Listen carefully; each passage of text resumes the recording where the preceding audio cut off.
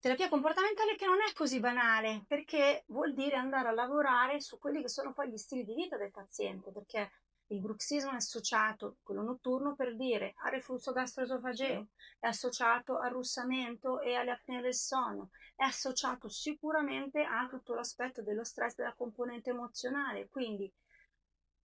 è chiaro che andare ad intervenire su questi aspetti è molto complesso, ma è fondamentale che il paziente capisca che